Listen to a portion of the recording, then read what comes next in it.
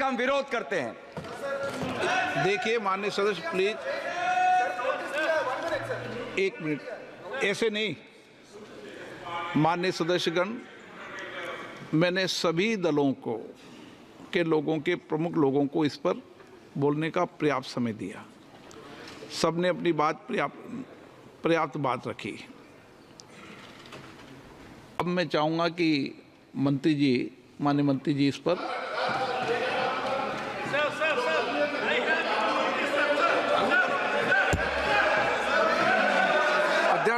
आदरणीय अध्यक्ष महोदय जी,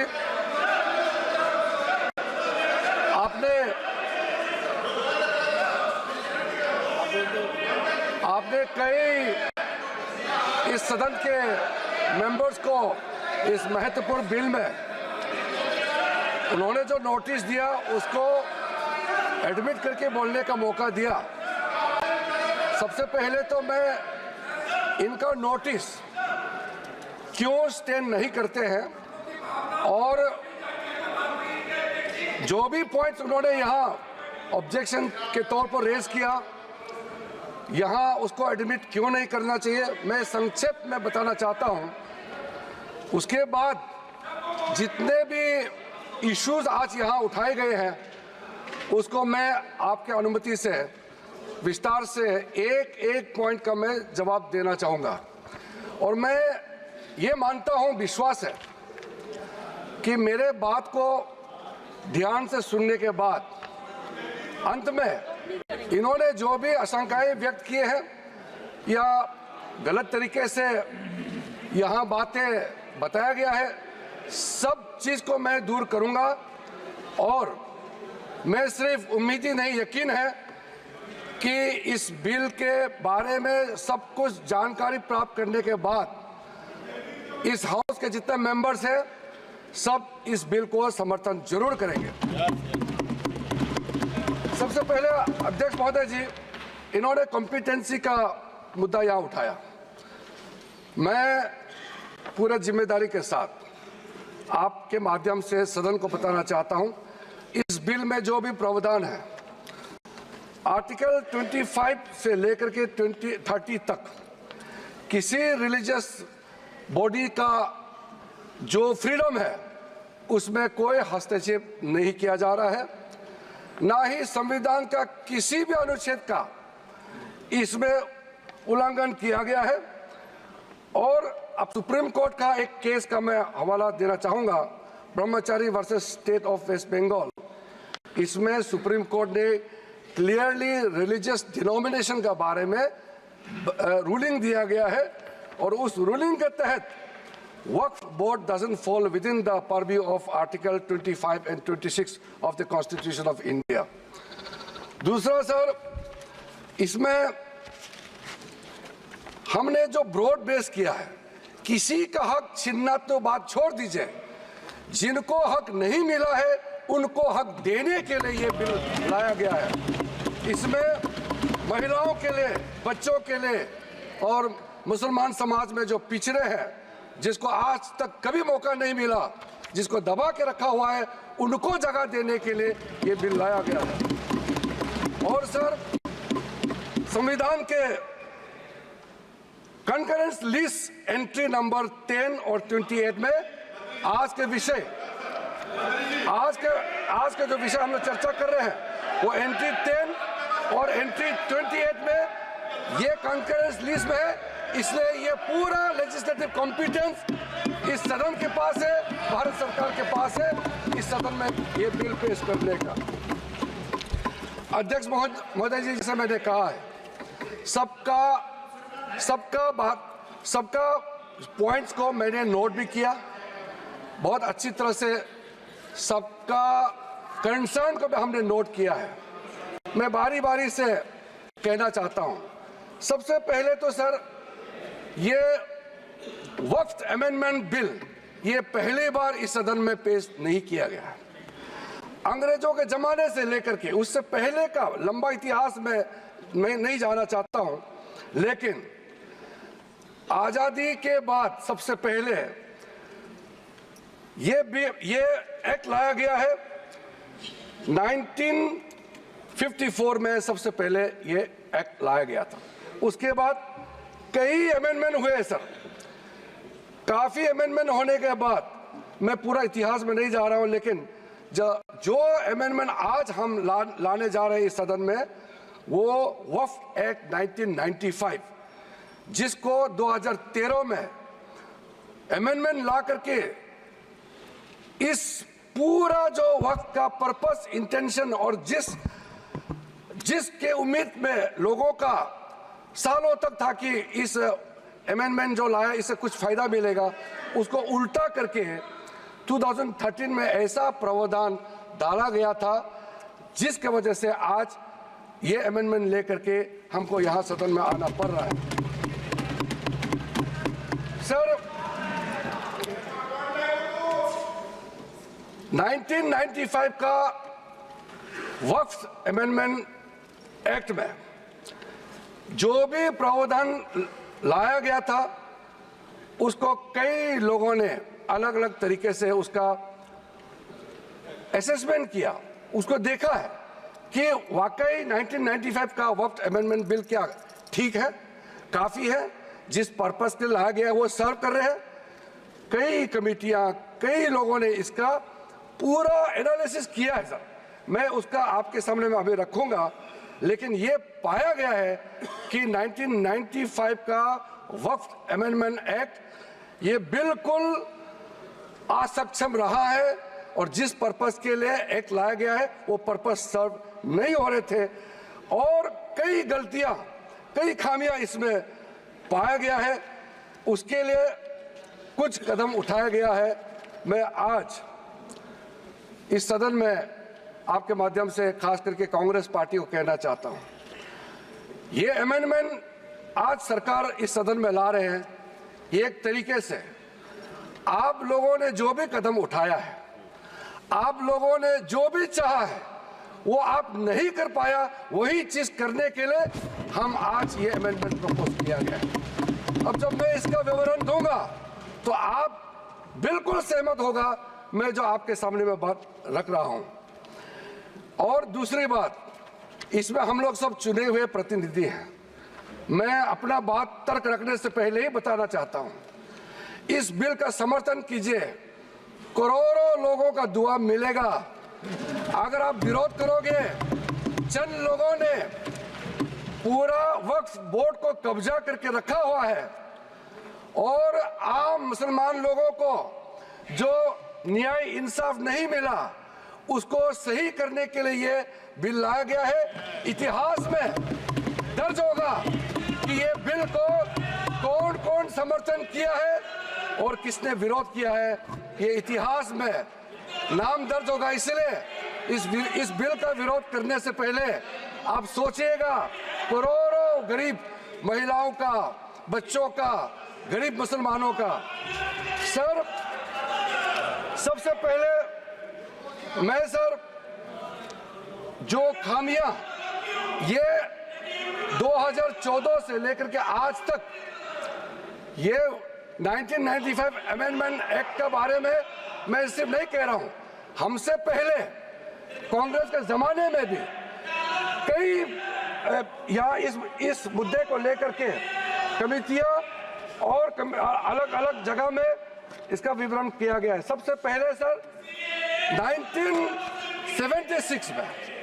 1976 में वक्फ इंक्वायरी रिपोर्ट पेश किया गया था और 1976 वक्फ इंक्वायरी रिपोर्ट में जो बड़ा रिकमेंडेशन आया है मैं आपके सामने में पढ़ के सुनाना चाहता हूं। 1976 वक्फ इंक्वायरी रिपोर्ट में कहा गया है, सारा वक्फ बोर्ड्स जो है मुतवालिस के कब्जे में चले गए हैं, उसको डिसिप्लिन करने के लिए प्रॉपर कदम उठाया जाना चाहिए। 1976 वक्फ इंक्वायरी रिपोर्ट का दूसरा रिकमेंडेशन है, लिटिगेशंस और केसेस जो आपस में मतभेद इतना ज्यादा है उसको सरल करने के लिए ट्राइब्यूनल सिस्टम को गठन होना चाहिए, उस समय का रिकमेंडेशन था। फिर उसने तीसरे पॉइंट ये कहा कि ऑडिट और अकाउंट्स वक्फ बोर्ड में ऑडिट और अकाउंट्स का तरीका प्रॉपर नहीं है, उसका पूरा प्रबंधन होना चाहिए, ये उस समय का रिपोर्ट ने कहा गया है।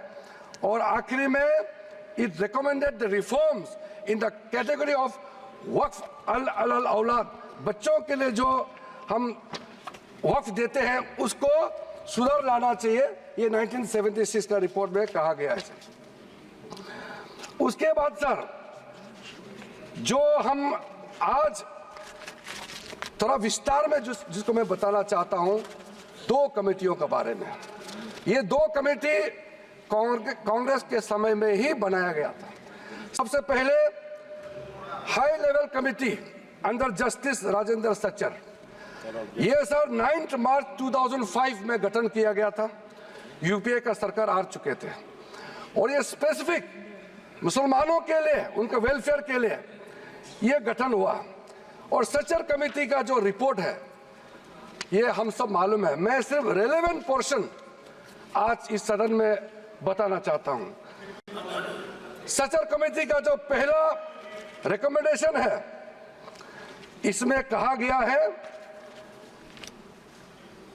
एनुअल इनकम जितना वक्फ बोर्ड का प्रॉपर्टीज है 4.9 लाख रजिस्टर्ड वक्फ प्रॉपर्टीज, ये सिर्फ 163 करोड़ ही आमदनी जनरेट होता है। ये किसी भी रूप से जस्टिफाई नहीं किया जा सकता है और इसको एफिशिएंट तरीके से, मार्केट तरीके से, जिस तरीके से मैनेज होना चाहिए सारा वक्फ प्रॉपर्टी को, अगर सही माने में उस समय उन्होंने कहा, उस सच्चर कमेटी ने, तो उस समय 12,000 करोड़ रुपया पर एनम मिलता है और उस समय जनरेट हो रहा था 162 करोड़। लेकिन मैं साथ साथ ये भी कहना चाहता हूं, क्योंकि वो कमेटी की रिपोर्ट है और मैं माइनॉरिटी अफेयर्स का मंत्री होने के नाते जो हम लोगों ने स्टडी किया है,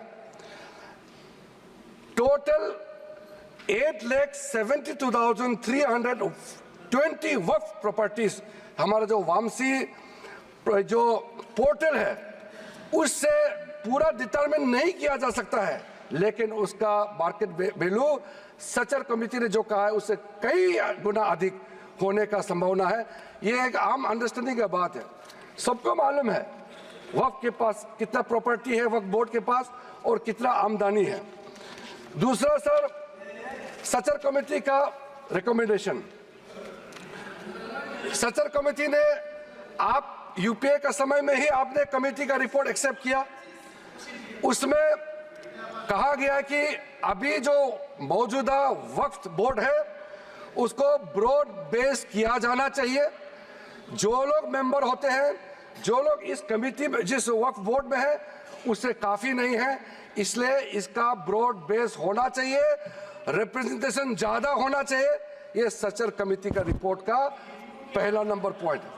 इसमें सर दो महिला सेंट्रल वक्फ काउंसिल और स्टेट वक्फ बोर्ड में होना चाहिए, ये भी सच्चर कमेटी का ही रिकमेंडेशन है।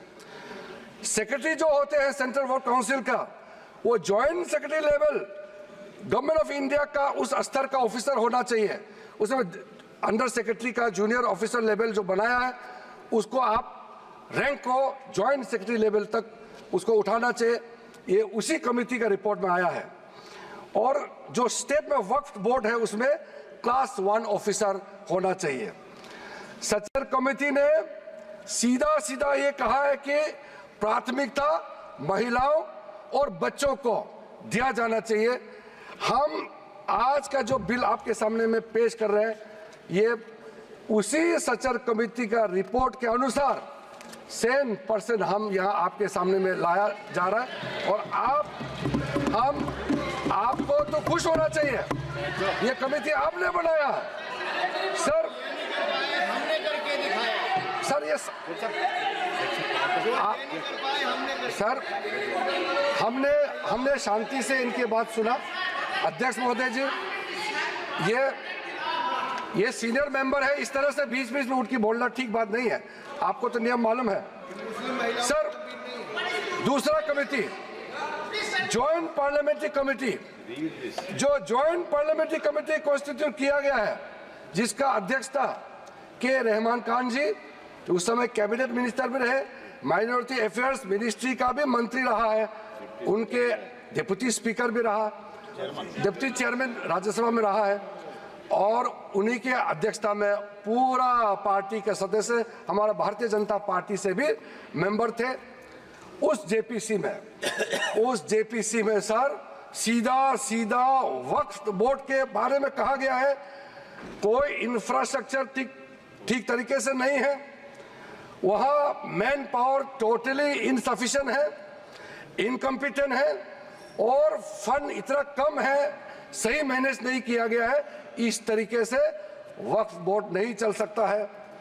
दूसरा, मुतवालीस के बारे में कहा है कि लगता है सारा वक्फ बोर्ड का ध्यान किसको मुतवाली बनाना है और उसको कैसे हटाना है इसी में केंद्रित है, इसलिए इसका प्रावधान को हटाना चाहिए।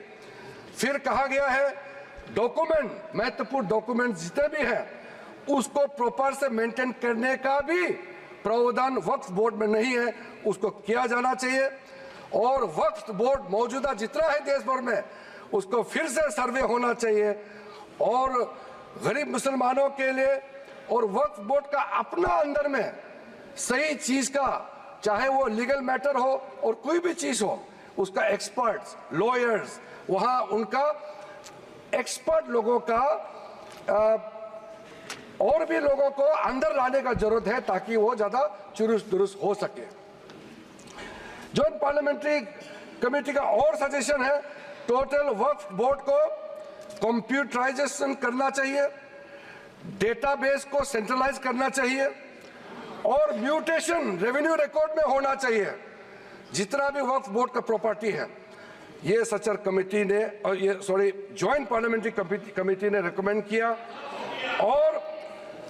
और सर आप सबको भी एक बार वो कमेटी का रिपोर्ट मैं आपको ही दे देता हूं ताकि आप भी पढ़े फिर से। और सर टोटल जो 1995 वक्फ एक्ट को फिर से मजबूती से रीलुक करना चाहिए, ये ज्वाइंट पार्लियामेंट्री कमेटी का ही रिपोर्ट है।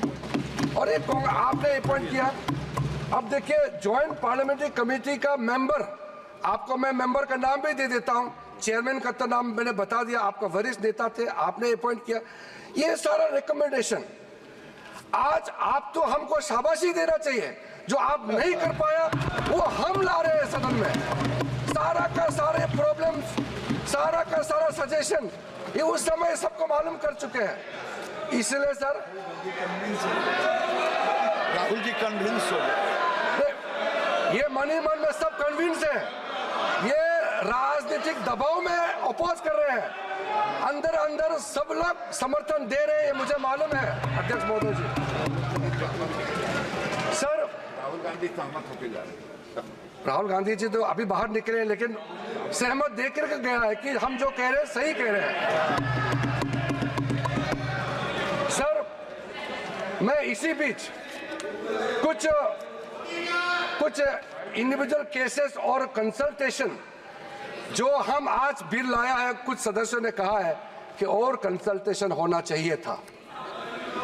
आपको मैं दावे के साथ बताना चाहता हूं, जितना कंसल्टेशन प्रोसेस पिछले 10 सालों में किया गया है, आज तो किसी सरकार ने इतना स्टेक होल्डर से कंसल्टेशन प्रोसेस नहीं किया है। मैं आपको बताऊंगा, अभी आप सिर्फ शांति से सुनिए। सर मैं फिर से कहता हूं, जो संविधान का हवाला दे करके बिल का जो पर्पस को, मंशा को गलत धारणा दे करके मिसलीड करना चाहता है, मैं फिर से कहना चाहता हूं सर, अगर कोई भी बोर्ड हो या कोई भी इंडिविजुअल हो, अगर कुछ काम ऐसा करता है जिसको कोर्ट में रिव्यू करना है, तो इसमें सर गलत बात क्या है? अगर ट्राइब्यूनल का फैसला गलत है, अगर उसमें कोर्ट में अपील करने का प्रावधान देते हैं, उसमें गैर संवैधानिक कैसे हो गया ये बताइए आप अगर तर्क रखते हैं तो आप उसका जस्टिफिकेशन भी देना पड़ेगा सर। अगर सर ऐसे केसेस में अभी बताने वाला हूं कि कितने सालों तक वक्फ बोर्ड में बैठे वाले लोग आपस में तालमेल करके और ट्राइब्यूनल में मैटर दे देते हैं और ट्राइब्यूनल अपने तरीके से या पेंडिंग रख देते हैं या दूसरे तरीके से फैसला देते हैं। इसका चैलेंज आप किसी अदालत में नहीं कर सकते हैं। सर, लोकतंत्र में भारत जैसा महान देश में क्या ऐसा व्यवस्था इतने सालों तक चलना चाहिए? सर, वो गुमराह करे, वो ऐसा तरीका बनाया, तरीका बनाया इन्होंने कि ट्राइब्यूनल सर ये इस तरह से आप लोग बात करके मेरा आवाज नहीं दबा सकते हैं। सच्चाई सुनना पड़ेगा आपको, क्योंकि सर तरीका ऐसा बनाया कि ट्राइब्यूनल का जजमेंट का रिव्यू नहीं हो सकता है। कितने कोर्ट में पेंडिंग है वो मैं अभी बताऊंगा। सर दूसरा इन्होंने संविधान का हवाला दिया। सर, इन्होंने संविधान का बार बार हवाला दिया। हमारा देश के अंदर में कोई भी कानून, कोई भी स्पेशल लॉ, सुपर लॉ नहीं हो सकते हैं। संविधान से ऊपर कोई कानून नहीं हो सकते। लेकिन आप सर इसमें प्रावधान देखिए, इस 1995 का वक्फ एक्ट में ऐसा प्रावधान है जिसका बाकी कानून के ऊपर में ओवरराइडिंग इफेक्ट था। सर, क्या ऐसे कानून हमारे देश में होना चाहिए? सर, जो मैं यूएई के बारे में बताना चाहता हूं, जब हमारा देश का विभाजन हुआ, यहां से जितना मुसलमान पाकिस्तान गए उनका भी प्रॉपर्टी था, और पाकिस्तान से जितना हिंदू भारत में आए उनका भी प्रॉपर्टी काफी वहां थे। पाकिस्तान में जितना भी हिंदुओं का प्रॉपर्टी है वो तो सरकार ने ले लिया और बाकी जो भी करना था कर लिया। यहां से जो मुसलमान गए उसमें ज्यादातर लोगों ने अपना प्रॉपर्टी को वक्फ के तहत डिक्लेयर करके गए। और सर ऐसा कई केसेस है, मैं अभी बहुत लंबा इसमें नहीं जाना चाहता हूं, ये फैक्चुअल चीज है। सर, मैं ये कहना चाहता हूं कि ठीक है, आपका जमीन है, आप किसी को क्या करना चाहता है मैं उसको नहीं कह रहा हूं। मैं इसी बात को कहना चाह रहा हूं कि अगर किसी ने अपना विल, अपना डीड दिया है, अपना जो मनसा को साफ किया है, अगर उसका लाभ मुसलमान महिला या मुसलमान बच्चे को अगर लाभ नहीं मिलता है तो क्या सरकार चुपचाप बैठना चाहिए? सर, ये हमारा दायित्व है, ये इस सदन का दायित्व है कि गरीब महिला कोई भी हो, चाहे हिंदू हो, मुसलमान हो, सिख, ईसाई, बौद्ध, पारसी और जैन, कोई भी हो, ये इस सदन का दायित्व है कि न्याय दिलाने के लिए अगर कोई कमी है तो पूरा करना चाहिए। और आज हम सर, आज जो ये अमेंडमेंट बिल लेके आ रहे हैं उसमें सारा प्रावधान रखा गया है। उसमें एक मैटर मैं बोलना चाहता हूं, लॉ ऑफ लिमिटेशन में क्या कहते हैं? सर, इसमें ऐसा प्रावधान था जिसको हम हटा रहे हैं आज के इस अमेंडमेंट के जरिए। लॉ ऑफ लिमिटेशन में ऐसा था पुराने कानून में कि इतने साल तक आप अगर कोई अपील नहीं किया या उस समय उसका कुछ बीच में कुछ घटना हो गया या पुराने बहुत साल हो गए, आप लॉ ऑफ लिमिटेशन तो होना चाहिए ना सर, कहीं सीमा तो होना चाहिए। लेकिन इन्होंने ऐसा किया कि मान लो कोई खड़ा होकर कहेगा कि 500 साल पहले मेरा बाप दादा का इस जगह में कोई कार्यक्रम चलता था, नमाज पढ़ा था या किसी ने कुछ किया है, सिर्फ एक बात बताने पर पूरा वो जगह को वक्फ प्रॉपर्टी डिक्लेयर किया जाता था। ऐसा नहीं कर सकते। लॉ ऑफ लिमिटेशन भी इसी संसद ने बनाया है और लॉ ऑफ लिमिटेशन को भी ओवरराइड कर दिया था ये 1995 वक्फ एक्ट ने। सर, तो ये कैसे हो सकता है कि एक ऐसा कानून इस देश में कैसे हो सकता है कि बाकी जितना कानून को ऊपर में चढ़ जाता है और उसका ओवरराइडिंग इफेक्ट होता है? ऐसा हो नहीं सकता। हम कैसे एक्सेप्ट किया है इतने सालों तक? तो ये सर एक अच्छा समय है जो गलती किया है, ठीक है, इंसान से गलती हो जाते हैं और पार्टियों ने भी गलती किया होगा, कांग्रेस पार्टी ने, बाकी पार्टी ने। आज सुधरने का समय है, तो हम सुधर ला रहे हैं। गलतियां हुई हैं, लेकिन जो सुधरते समय कम से कम आप विरोध ना करें सर। और sir section 108 special provision under evacuate property act 1950, उसको सर हम लोग हटा रहे हैं, क्योंकि ऐसा सेक्शन हमारा देश का किसी कानून में, किसी भी स्टैट्यूट बुक में नहीं रहना चाहिए सर। उसके बाद सर उसके बाद मैं कुछ ऐसा इश्यूज पे जाना चाहता हूं जिससे हमारे सारे सदन को सुन करके उनको कन्विंस होगा सर।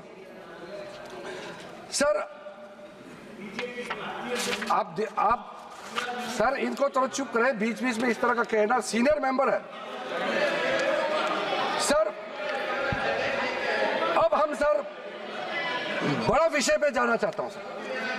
ये हमने जो कंसल्टेशन का प्रोसेस किया है, मैं पुराने दिनों के बारे में नहीं कह रहा हूं, 2014 के बाद कितने लोगों से, हजारों लाखों लोगों से, या तो मंत्रालय के ओर से जाके उनके साथ कंसल्टेशन किया, या वो रिप्रेजेंटेशन लेकर के मंत्रालय में आए और उनके बात को हमने सुना है सर।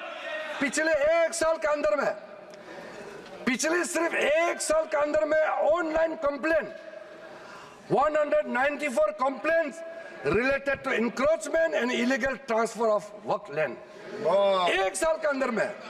और 93 complaint against Waqf Board officials and 279 एक जनरल कंप्लेंट, ये ऑनलाइन हमारे पास में पोर्टल में आया है। उसके बाद सर आज सर ये एक समुदाय का बात मुसलमानों को गुमराह करके यहां बात रखा जा रहा है। कल देर रात तक मेरे पास में मुसलमानों का डेलीगेशन आते रहा और हमसे पहले भी कितने लोग मिले हैं। और इसको आप ये सोचते हैं कि क्या सर, ये क्या बोहराज कम्युनिटी का संख्या कम है, इसके लिए ये महत्व नहीं देंगे क्या सर? अहमदिया ये कम संख्या है, इसलिए क्या उनका सोच, उनका प्रॉब्लम्स का नजरअंदाज करेंगे सर? आगा खानी संख्या कम है, क्या उसके बात को नहीं सुना जाना चाहिए सर? एक कम्युनिटी डोमिनेशन करके अगर छोटे छोटे लोगों को कुचल देंगे तो फिर हम इस सदन में बैठ करके हम न्याय कैसे दे सकते हैं? इसलिए ये एक तरफा आवाज उठा करके पूरा मुसलमान के नाम से ये लोग एक तरफा, ये कुछ चंद लोगों का आवाज यहाँ आज बुलंद कर रहे हैं इस सदन में सर।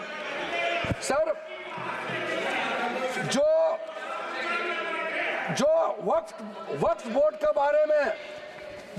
बारे में कई लोगों ने जिक्र किया है, लेकिन प्राइवेटली इसमें भी कई ऐसा नेता है जो मुझे आके कहा है कि देश में जितना स्टेट वक्फ बोर्ड है सब माफिया लोगों ने कब्जा कर लिया है। ये बहुत लोग कह रहे हैं, आज सदन में नहीं कह रहे हैं, सदन में अपना अपना पार्टी का दबाव या किसी के डर से या वोट बैंक का चक्कर से नहीं बोल रहा है, मगर प्राइवेटली हर एक मुसलमान आकर के कहता है। नाम मत बताना, नाम तो हम बताएंगे नहीं सर।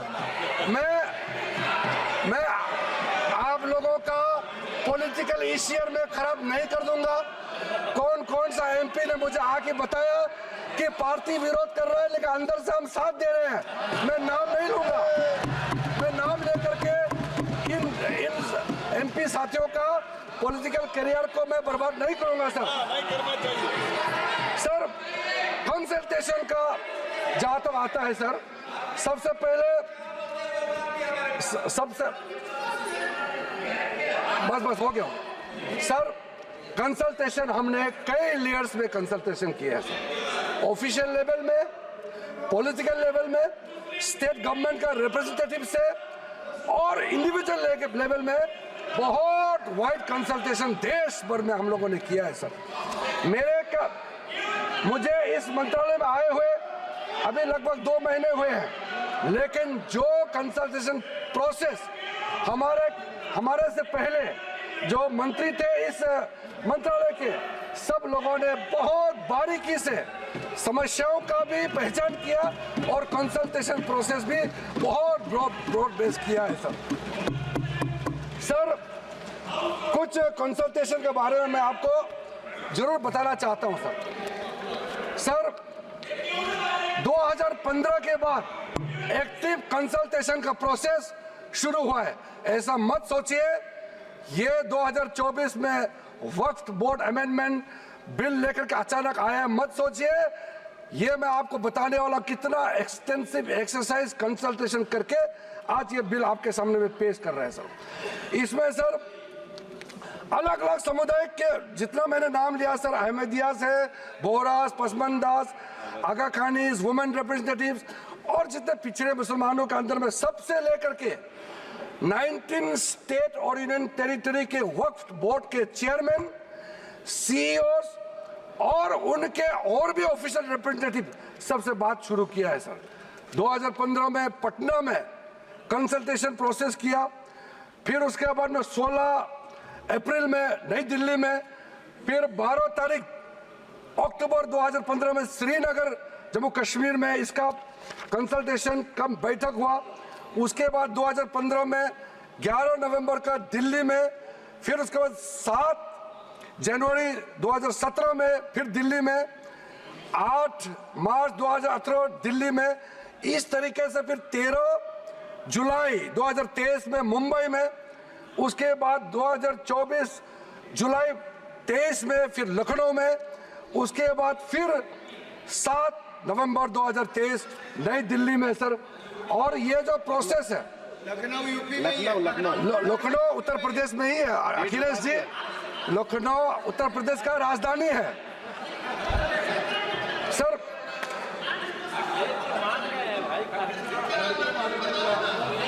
आप मुख्यमंत्री रहे हैं वहां सर।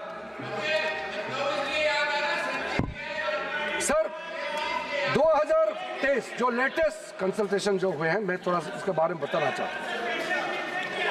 इसमें सर जनरल पब्लिक जो आम मुसलमानों के साथ चर्चा हुई, क्योंकि हमारा मंत्रालय ने खुले मन से कहा कि इंडिविजुअल लेवल में भी आपका कोई इश्यू है, आप आ सकते हैं, आप बात रख सकते हैं, मंत्री के साथ मुलाकात कर सकते हैं और अधिकारियों के साथ आप मिल सकते हैं।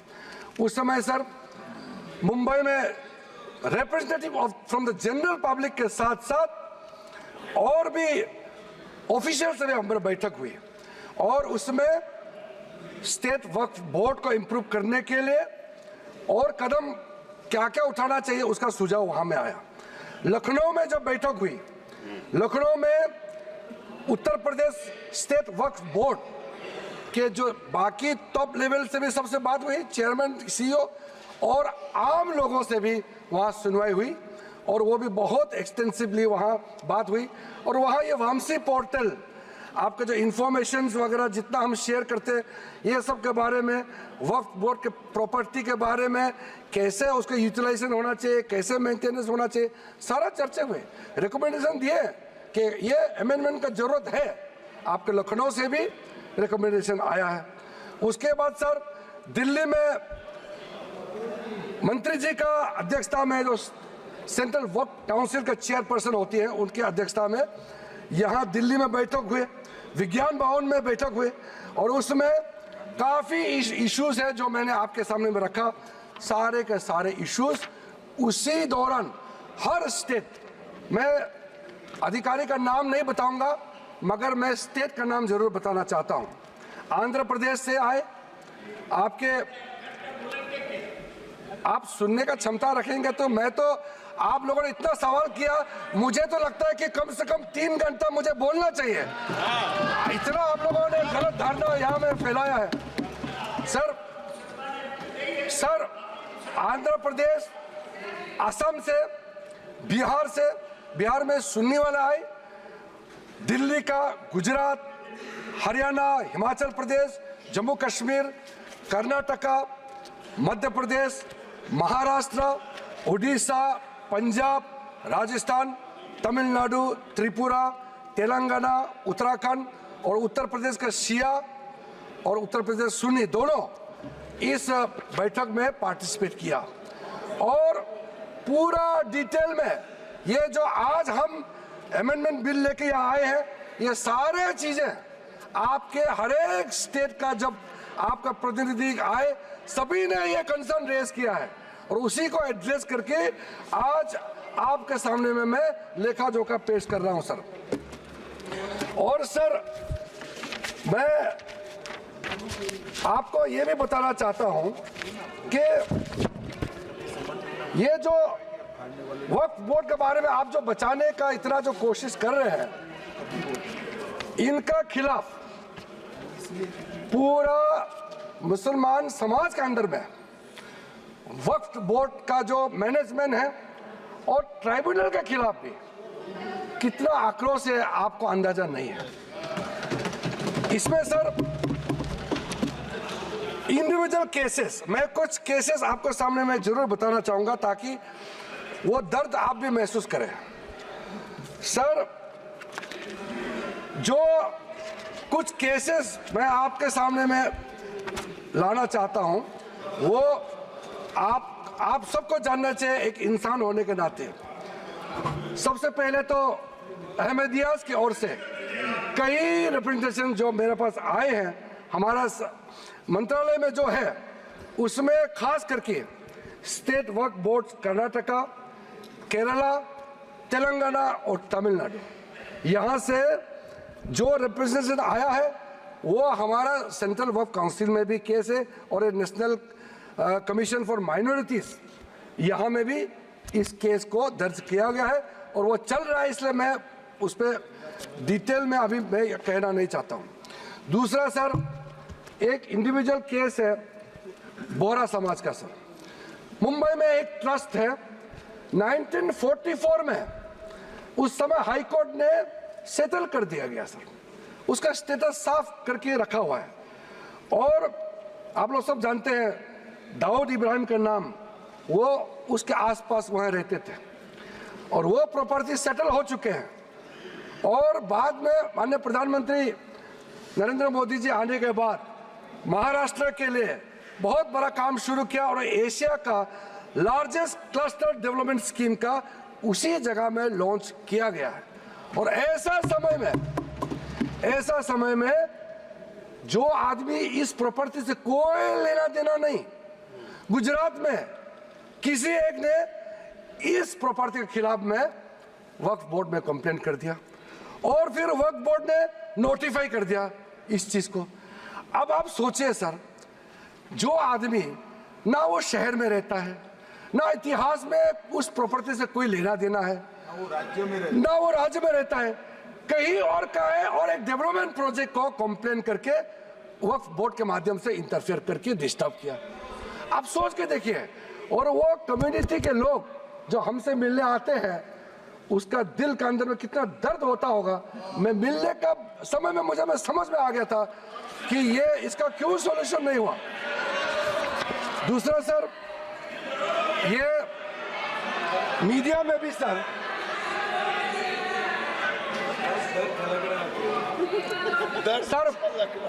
मीडिया के अंदर में काफी चर्चा हुई है ये केस जो मैं आपको बताने वाला हूं। तमिलनाडु के अंदर में तिरुचेंतुराई इन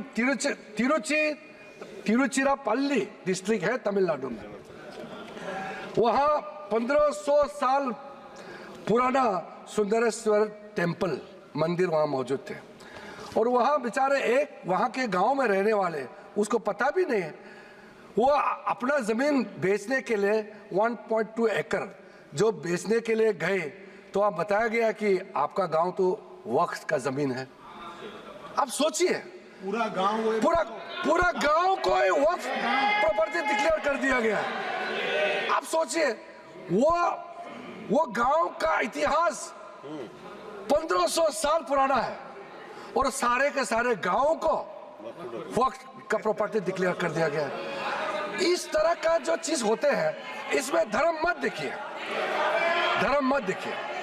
इसको इस देश का नागरिक होने के नाते विशेष रूप से हम लोग सब सांसद है इस सदन में, मेंबर ऑफ पार्लियामेंट होने के नाते ये कौन सा स्टेट है, तमिलनाडु हो या उत्तर प्रदेश हो, ये मत देखिए। ये कैसा इस तरह का घटना हो गया कि आपको ये चिंता नहीं होते आपको ये सब घटना सुन करके? ये चिंतित होना तो स्वाभाविक होना चाहिए। सर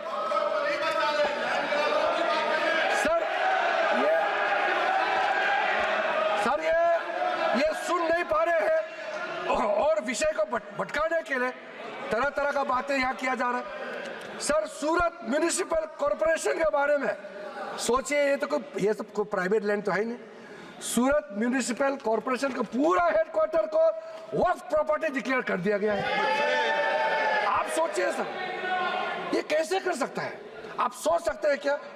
देखिए, मैं बाय डेफिनेशन मैं एक बौद्ध हूं, मैं हिंदू भी नहीं हूं, मैं मुस्लिम भी नहीं हूं, मैं क्रिश्चियन भी नहीं हूं, लेकिन मैं सब धर्म को मानता हूं। लेकिन इसको आप लोग बार बार धर्म को लेकर के मत देखिए। कोई भी इस देश का नागरिक, सरकारी जो म्युनिसिपल कॉर्पोरेशन क्या किसी का प्राइवेट प्रॉपर्टी है? हो सकता है म्युनिसिपल प्रॉपर्टी का जमीन आप कैसे वक्त डिक्लेयर कर सकते हैं सर? सिट डाउन राजा। आप बैठिए, डिस्टर्ब मत कीजिए, फायदा नहीं है। मैं अभी यील्ड नहीं करूंगा सर। मैंने शांति से आप लोगों का बात सुना है सर। कर्नाटका स्टेट का तो कमाल है सर, आप सुनिए ध्यान से। कर्नाटका स्टेट का 2012 में कर्नाटका माइनॉरिटी कमीशन का रिपोर्ट का सुनिए। जो रिपोर्ट मेरे सामने में आए हैं 2012 में कर्नाटका स्टेट माइनॉरिटी कमीशन के रिपोर्ट में कहा गया कि कर्नाटका वक्फ बोर्ड ने 29,000 एकर्स ऑफ लैंड को कमर्शियल पर्पस में कन्वर्ट कर दिया। और इसको अगर आप हिसाब किताब करोगे तो आप समझ सकते हैं। लेकिन सबको मालूम है वक्फ प्रॉपर्टी को किस पर्पस में आप इस्तेमाल कर सकता है। ये रिलीजियस पर्पस के लिए, चैरिटेबल पर्पस के लिए और पायस पर्पस के लिए यूज कर सकते हैं। लेकिन आप मनमानी कर रहे हैं। तो एक कर्नाटका स्टेट वक्फ बोर्ड का इतना मनमानी कर रहे थे तो कम से कम बाकी तो नहीं सही, कम से कर्नाटका से जितना कांग्रेस एमपी तो कम से कम बोले ना इसमें। ये आंखों के सामने में इतना बड़ा घपला हो रहा है सर। एक इंडिविजुअल केस फिर मैं साइड करना चाहता हूं सर। डॉक्टर बारिये बुशरा फातिमा का केस सर, ये लखनऊ का है अखिलेश जी। ये चिंता नहीं करो। और ये शायद आप मुख्यमंत्री थे तो उस समय ये आपको किसी ने बताया नहीं क्या? बेचारे वो महिला अपने बच्चे के साथ में किस मुश्किल हालात में जी रहे हैं, किस मुश्किल हालात में जी रहे हैं। लेकिन अगर हम वक्फ बोर्ड का जो अभी सिस्टम है अगर अमेंडमेंट नहीं किया गया तो जो प्रॉपर्टी इनका पिताजी जो अगर गुजर जाएंगे तो ये सारा प्रॉपर्टी उसको और उसको बच्चे को नहीं मिलेंगे। तो क्या हम इंटरवेन नहीं करना चाहिए ऐसे समय में? उनको इंसाफ देने के लिए क्या हमको कदम नहीं उठाना चाहिए? तो इसीलिए सर ये इसमें आप धर्म को मत जोड़िए, इंसाफ की नजर से देखिए सर। सुन तो लो। देखो ये कांग्रेस वाले का यही प्रॉब्लम है। सवाल उठाया और जब मैं क्लैरिफिकेशन दे रहा हूं फिर बताते हैं कि इसको कमेटी में चर्चा करेंगे। सर इल्जाम लगा करके भागने का कोशिश मत करो सर।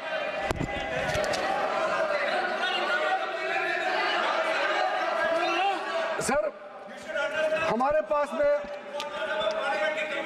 मैं समझता हूं पार्लियामेंट्री कमेटी में देखिए सर, अध्यक्ष महोदय मेरा जवाब के बाद हम क्या करना है आपके परमिशन से, हाउस का सेंस से लेकर के आगे हम बढ़ेंगे।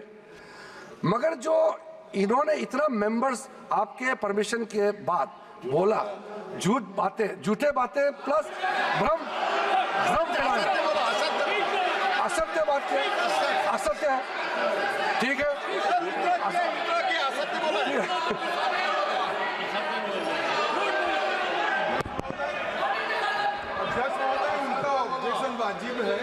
झूठ शब्द प्रयोग यहाँ नहीं हो सकता। सत्य नहीं है ऐसी बातें जो बताए इससे रिप्लेस कर लेना।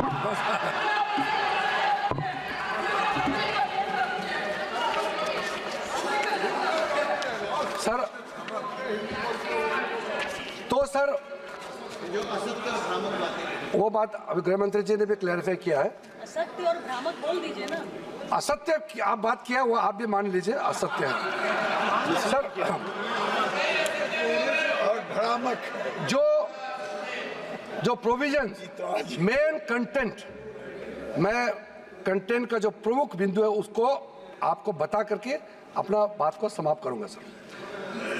इस बिल में सर जो टाइटल है, ये टाइटल को हमने चेंज किया है सर। टाइटल इसलिए है कि जब बिल पेश करता है तो उसका एक फ्यूचरिस्टिक विजन और इंटेंट सामने में आना चाहिए सर। अब ये बिल आज जो पेश किया जा रहा है उसका नाम होगा United work act management empowerment efficiency and development act 1995, short में उम्मीद। इसलिए मैं उम्मीद करता हूं कि आप जरूर इस बिल के प्रावधानों को समझते हुए आप पुरजोर समर्थन करेंगे सर। एक टाइटल जो है हमने डेफिनेशन में जो चेंज कर रहे हैं, जो भी किसी भी प्रॉपर्टी को जो अगर आप डिक्लेयर करना चाहते हैं तो डिक्लेयर करने का आपका अधिकार तो होना चाहिए। 2019 में जो चेंज किया वो बहुत डेंजरस था सर। 2013 में क्या किया, कोई भी आदमी वक्फ डिक्लेयर कर सकता है।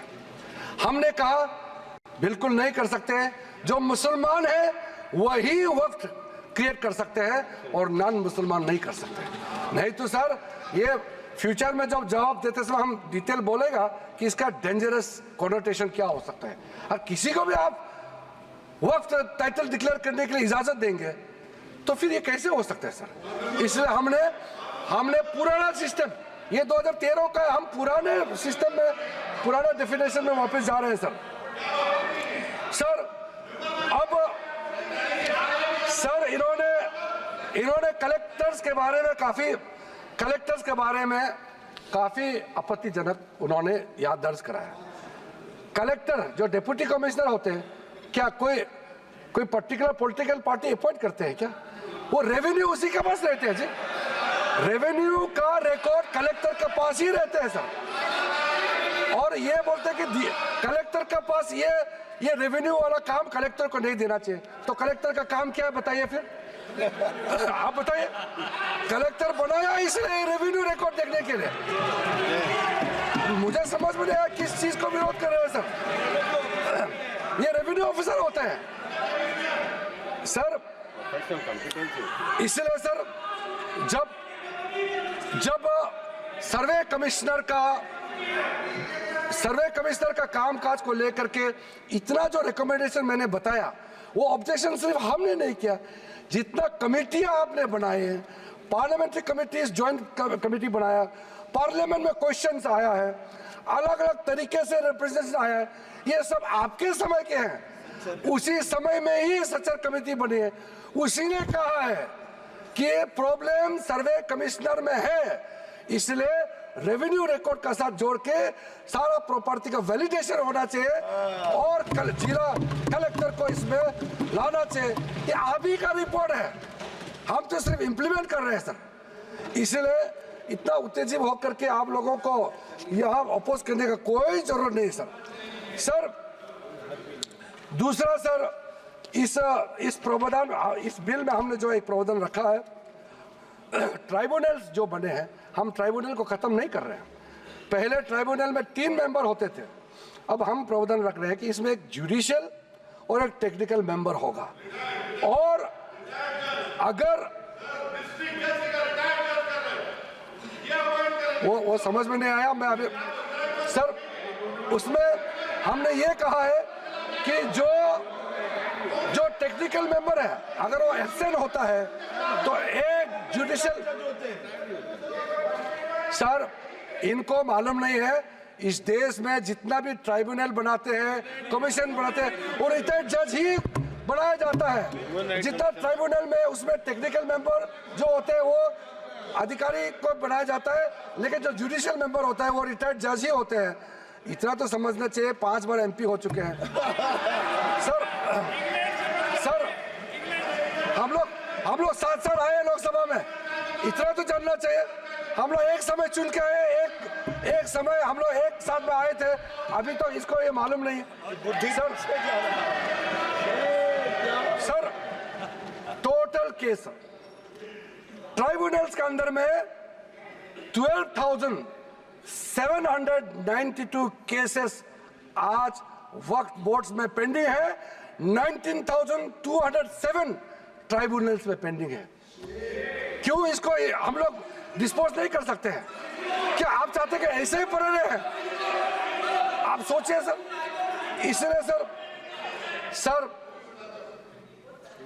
सर टाइमलाइन हमारे लिए बहुत जरूरी है। न्याय मिलना चाहिए, लेकिन समय पे न्याय मिलना चाहिए। इसलिए सर इस नए बिल में प्रावधान किया, मैं सदन में आपके माध्यम से रखना चाहता हूं। अब हमने टाइमलाइन सेट कर दिया है। फाइलिंग जो भी होता है उसका अपील 90 डेज के अंदर में होना चाहिए और डिस्पोजल ऑफ द केसेस 6 महीने के अंदर होना चाहिए। अब ये बिल पास होने के बाद ये जो हजारों केसेस पेंडिंग है, इसका पूरा का पूरा साफ हो जाएगा, निवारण हो जाएगा, सेटलमेंट हो जाएगा। इसमें क्या दिक्कत है? जल्दी न्याय मिले तो ठीक है ना सर। दूसरा इंपॉर्टेंट, बस मैं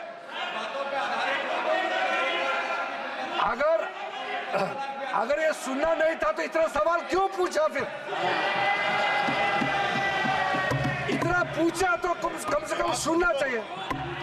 आप सवाल पूछ के भाग जाना चाहते हो, ऐसा हम करने नहीं देंगे। आप भाग जाने से भी हम बोलते रहेंगे, अपना बात इस सदन में पूरा रखेंगे हम। सर आज ये टेक्नोलॉजी का जमाना है। वक्फ बोर्ड में टेक्नोलॉजिकल इंडक्शन ये अनिवार्य है। इसलिए सर हमने ये प्रावधान रखा है कि वक्फ बोर्ड में साइंटिफिक तरीके से बहुत ही एफिशिएंटली ट्रांसपेरेंट तरीके से वक्फ बोर्ड चलाने के लिए पूरा का पूरा टेक्नोलॉजी का इसमें उपयोग किया जाएगा और बिल्कुल ये हर समय ये निगरानी में रहेगा। हमारा मंत्रालय से ओवरसाइट कंटिन्यूस मॉनिटर करते रहेगा। वक्फ प्रॉपर्टी का सारा प्रावधान ये प्रावधान किया गया है सर। एक पोर्टल सर सेंट्रल गवर्नमेंट का पोर्टल है, उसमें सारा अकाउंट्स का फॉर्मेट होगा और साथ साथ में जो मुतवाली से जिसका खिलाफ इतना कंप्लेंट करते हैं उसको अकाउंटेबल बनाया गया है कि गलत काम करेगा तो उसका खिलाफ कार्रवाई होगा सर। और सर मंत्रालय ने ये सारा पोर्टल को गति शक्ति इकोसिस्टम के साथ हम लोगों ने इंटीग्रेट करने का पॉलिसी प्रोसेस शुरू कर चुके हैं सर। सर एक बहुत महत्वपूर्ण जो मैं कहते हुए मुझे अच्छा लग रहा है, अब जो नया बोर्ड होगा सर, सेंट्रल वक्फ काउंसिल और स्टेट वक्फ बोर्ड होगा, इसमें महिलाओं का रिप्रेजेंटेशन अनिवार्य हो गया है। महिला इसमें रहेंगे और इसमें मुस्लिम महिला और जितना अलग डिनोमिनेशंस है, बोहरास, आगा खानीस और अदर बैकवर्ड क्लासेस अमंग्स मुस्लिम, इनको भी हमने बोर्ड में स्थान देने का निर्णय किया गया। अब हम लोग सब यहाँ मेंबर ऑफ पार्लियामेंट है। हमारा कॉन्स्टिट्यूंसी में हर धर्म के लोग हैं। अभी ये दादा बोल रहे थे कि मेरा कॉन्स्टिट्यूंसी में मुसलमान है क्या? मेरे कॉन्स्टिट्यूंसी में बहुत मुसलमान वोटर है। सो गए इसको बताइए। ऐसे आप देखते हैं।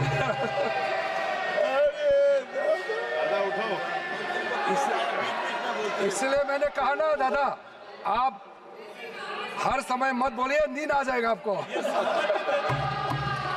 सर हम लोग सर जो महत्वपूर्ण बात मैं कहना चाहता हूं सर, मैं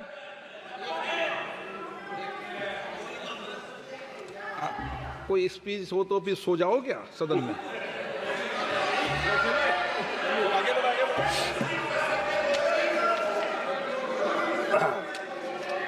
वो कल रात क्या कर रहे थे मैं नहीं पूछूंगा उसको। सर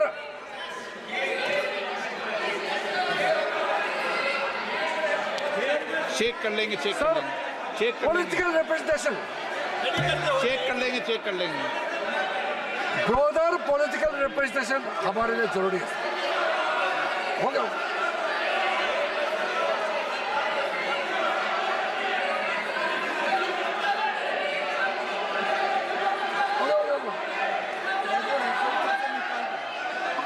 उसको निकाल दीजिए सर।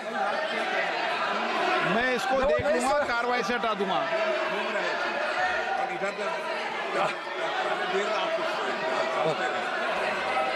और रात भर पढ़ रहे थे, किताब पढ़ रहे थे, मैं क्या कर सकता हूँ? मैंने उसको कार्रवाई से हटा दिया है, प्लीज प्लीज।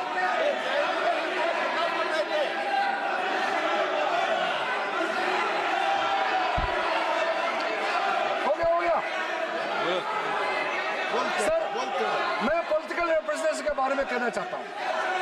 हम सबका कॉन्स्टिट्यूंसी में हिंदू भी हो सकता है, मुसलमान हो सकता है, क्रिश्चियन हो सकता है, बौद्ध हो सकते हैं, पारसी, सिख सब हो सकते हैं।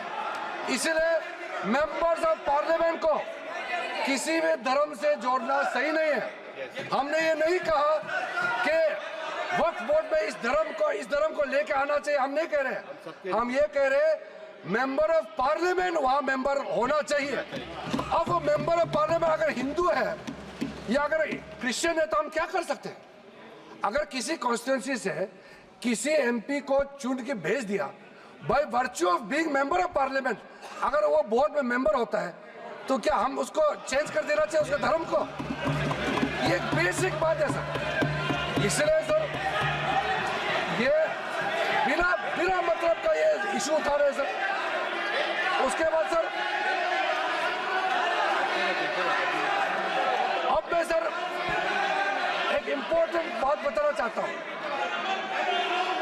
वक्त बोर्ड को अच्छा से चलाने के लिए वहां टैलेंटेड लोग चाहिए, जानकारी लोग चाहिए। ऐसे किसी को आप उठा करके किसी वक्त में मेंबर नहीं बना सकते हैं सर। इसके लिए जो रिकमेंडेशन हमको मिला है, हर कमिटी और जो जेपीसी से भी रिकमेंडेशन मिला है, मैं उसी को बता रहा हूं। Diversified talent pool, administrative skill वाला जो जिसका अच्छा नॉलेज है, ऐसे लोगों को हम लोग बोर्ड में लाना चाहिए। अच्छे ऑफिसर्स को वक्फ बोर्ड को मैनेज करने के लिए उनको ऑफिसर के हिसाब से वहां नियुक्त होना चाहिए। ये सब बातें हमने रखा है, ये सारा आपका रिकमेंडेशन है। हम बार बार आपको बता रहे हैं, याद दिला रहे हैं, आपका रिकमेंडेशन है, इंप्लीमेंट हम कर रहे हैं, आपको समझ में नहीं आ रहा है। और सर खास करके जो बच्चे और महिलाओं के लिए हमने काफी ध्यान रखा है, ताकि कल को ये एक्ट पास हो जाने के बाद कोई मुसलमान बच्चे या महिला किसी तरीके से उनको इंसाफ मिलने से वंचित रह जाए, ऐसा नहीं होना चाहिए। इसके लिए ठोस प्रावधान हम लोगों ने यहाँ रखा गया है। और सारा जो वक्फ प्रॉपर्टी का जो प्रोसीड्स है, जो भी उसका इनकम होगा, ये सिर्फ मुसलमान कम्युनिटी का वेलफेयर के लिए ही खर्चा होगा।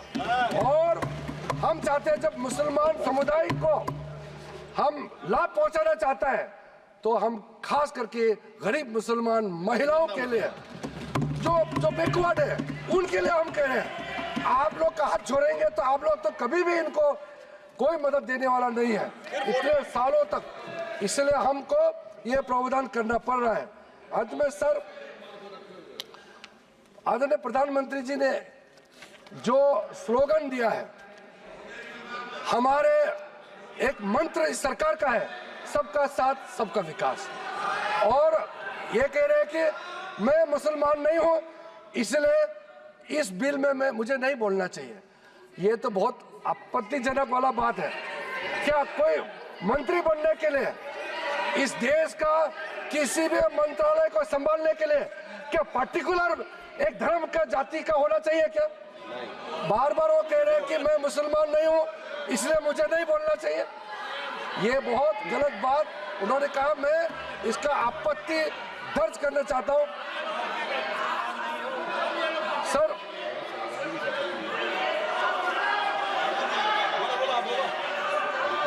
बोलना इसलिए सर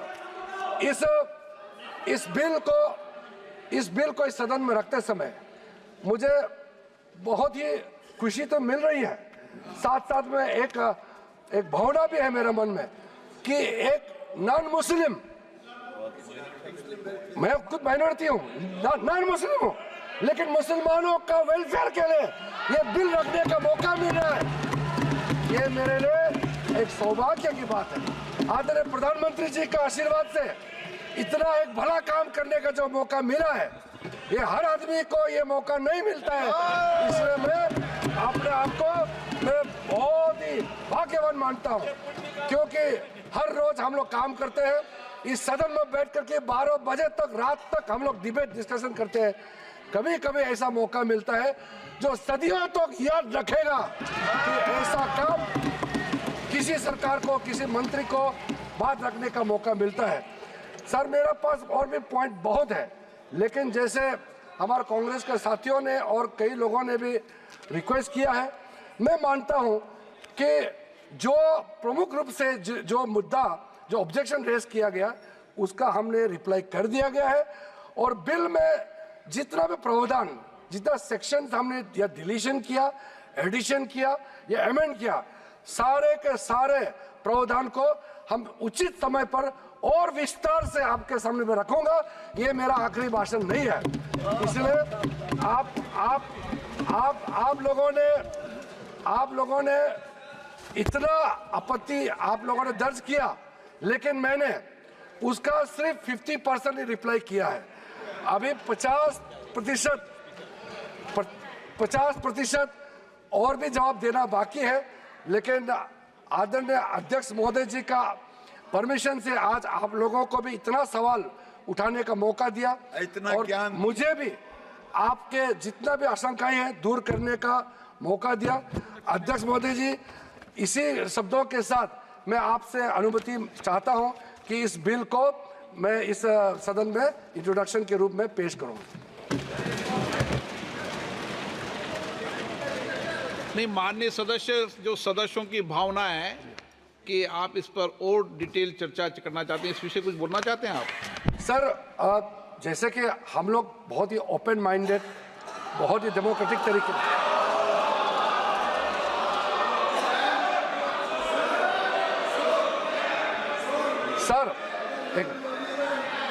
सर ये जो इनका बर्ताव है, इसको देख करके मैं एक बात कहना चाहता हूँ। हम तो नए एमपी बन के आए थे, हम पीछे बैठते थे पुराने सदन में। जब यूपीए का नया सरकार बना था, हम लोगों ने कुछ रिक्वेस्ट किया, और सदन में उनके नाम नहीं लेना चाहता हूं, जो सीनियर लीडर है, उन्होंने सदन में उठ के कहा, आप लोग का काम अपोज करना है, लेकिन सरकार सुने ना सुने सरकार का मर्जी है। उस समय आप लोग कहते थे। आज हम इतना खुले दिल से कह रहे हैं कि आपने रिक्वेस्ट किया, सारा सदन सबने कहा कि इस बिल पे और भी चर्चा होना चाहिए, स्क्रूटनी होना चाहिए। क्यों नहीं? हम इसके लिए भागने वाला नहीं है, क्योंकि इसमें हमारा मंशा साफ है, हमारा कदम साफ है। किस चीज से डरना है? किसी भी कमेटी में जाके इसको स्क्रूटनी करना है, हम स्वागत करते हैं सर, इसमें पीछे हटने का सवाल नहीं है। जब हम छुप के कोई गलत काम करता है तब भागते हैं, हम भागने वाला नहीं है। इसलिए अगर किसी कमेटी में जाना है, हम सर अपने सरकार की ओर से हम पक्ष रखना चाहते हैं कि ज्वाइंट पार्लियामेंट्री कमेटी गठन करके इस बिल को रेफर किया जाए, और फिर ऑल पार्टी अपने संख्या के हिसाब से वहां पे विस्तार से चर्चा करें, और स्टेक होल्डर से बुला करके जो भी सुनना है, आप इस कमेटी को अधिकृत रूप से यहाँ से आप पास कर दीजिए। और भविष्य में हम खुले मन से इस तरह का आपका सजेशन हम जरूर सुनेंगे, लेकिन देश के लिए जो सही है हम जरूर करेंगे। इसी बातों के साथ आपको बहुत बहुत धन्यवाद देना चाहता हूं। प्रश्न ये है कि विधेयक को पुनर्स्थापित करने की अनुमति प्रदान की जाए। जो सदस्य इसके पक्ष में आ गए, जो सदस्य विरोध में ना गए, मेरे विचार में निर्णय हाँ वालों के पक्ष में, हाँ वालों के अनुमति प्रदान किया दे। अब माननीय मंत्री जी विधेयक पुनर्स्थापित करें। Sir, I introduce the bill.